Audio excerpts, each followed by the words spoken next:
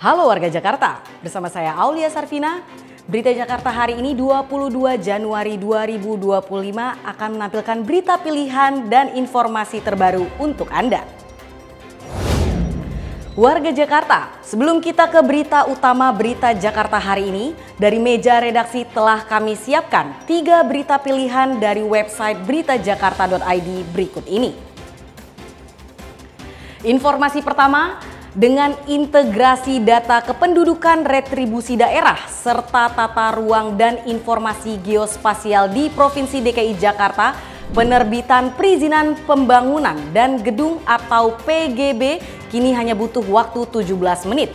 Ini merupakan bukti komitmen pemerintah Provinsi DKI Jakarta melakukan percepatan penerbitan PBG dengan memanfaatkan teknologi informasi. Informasi berikutnya, pemerintah Provinsi DKI Jakarta melakukan tindakan tegas dengan menghentikan penambangan pasir ilegal di Pulau Biawak, Kepulauan Seribu karena tidak memiliki izin kegiatan pemanfaatan ruang laut dari Kementerian Kelautan dan Perikanan Republik Indonesia. Informasi selanjutnya berdasarkan data dari Dinas Penanggulangan Kebakaran dan Penyelamatan DKI Jakarta yang telah merampungkan pendataan kelayakan sistem proteksi kebakaran di 2.609 gedung bertingkat. Terdapat 694 gedung di Jakarta belum memenuhi syarat. Informasi selengkapnya warga Jakarta bisa langsung kunjungi website beritajakarta.id, website berita resmi pemerintah Provinsi DKI Jakarta.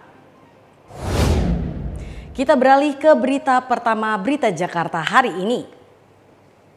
Pemerintah Provinsi DKI Jakarta telah melakukan penanganan terpadu dengan menyiapkan kebutuhan pangan dan tenda pengungsian sementara untuk membantu ratusan kepala keluarga penyintas kebakaran yang terjadi pada Selasa 21 Januari 2025 di Kelurahan Kebon Kosong, Kemayoran, Jakarta Pusat.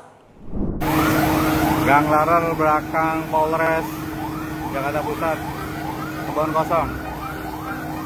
Kebakaran besar di permukiman RW 4 Kelurahan Kebon Kosong, Kemayoran menghanguskan 543 bangunan yang ditinggali 607 kepala keluarga. Kepala Dinas Sosial DKI Jakarta, Premi Lasari mengatakan pihaknya telah menyiapkan kebutuhan makan untuk 1.797 jiwa warga yang terdampak kebakaran. Kebutuhan air bersih, ratusan selimut, serta unit toilet portable juga telah disiapkan pemerintah Provinsi DKI Jakarta.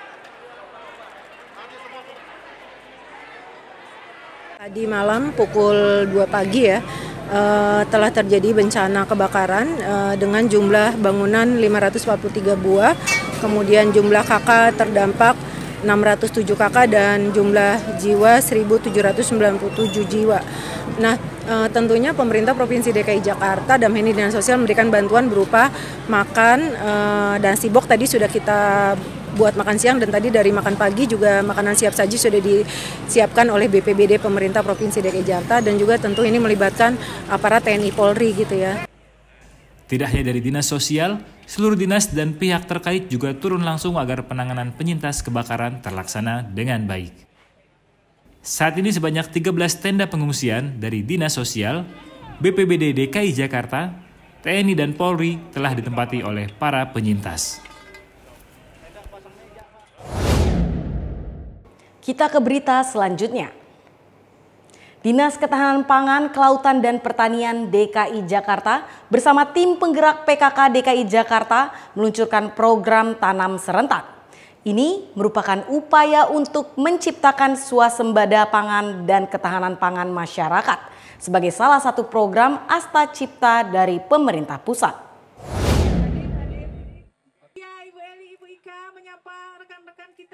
Sebanyak 3.120 peserta ikut dalam peluncuran program tanam serentak yang dilaksanakan Selasa 21 Januari 2025. Program ini awalnya telah dimulai sejak masa pandemi COVID-19 sebagai solusi mengatasi keterbatasan interaksi. Di Jakarta sendiri, penguatan urban farming terus dilakukan hingga tingkatan rumah tangga.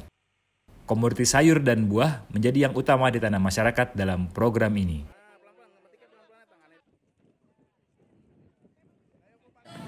Jadi yang pertama adalah kita Pemprov DKI Jakarta mendukung asta cita Bapak Presiden Indonesia, Pak Prabowo dan Pak Gibran. Itu yang pertama yang perlu kita catat. Apa sih diantaranya asta cita itu? Yaitu swasembada pangan, mandiri pangan. Ini yang menjadi tekad kita semuanya, Pemprov DKI Jakarta bersama seluruh masyarakat. Diharapkan dengan program Tanah Serentak dapat mewujudkan Jakarta yang mandiri pangan dan tidak tergantung dengan pasokan dari luar daerah. Untuk warga Jakarta yang mungkin masih bingung mencari kegiatan seru mengisi libur panjang, kini Anda bisa menikmati pengalaman Open Top Tour of Jakarta. Dengan bus atap terbuka, Anda akan diajak berkeliling kota menikmati pemandangan spektakuler gedung-gedung hingga landmark ikonik kota Jakarta. Berikut jadwal tur dan fasilitas yang bisa Anda dapati.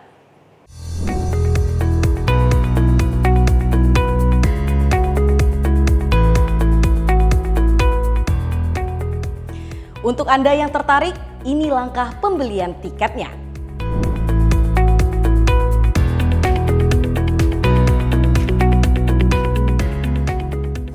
Selanjutnya kita ke informasi cuaca. Sebelum memulai aktivitas esok hari, warga Jakarta bisa melihat perakiraan cuaca yang dirilis Badan Meteorologi, Klimatologi, dan Geofisika atau BMKG. Dikutip dari laman bmkg.go.id, besok Kamis 23 Januari 2025, Jakarta diperkirakan dilanda hujan ringan hingga sedang, khususnya pada siang dan sore hari. Suhu udara diperkirakan berkisar antara 24 hingga 31 derajat Celcius. Untuk warga Jakarta, tetap berhati-hati terhadap perubahan cuaca. Demikian program Berita Jakarta hari ini. Saya Aulia Sarvina dan tim redaksi pamit undur diri. Menyongsong 5 abad Jakarta, jati diri Indonesia, megapolitan dunia. Sampai jumpa.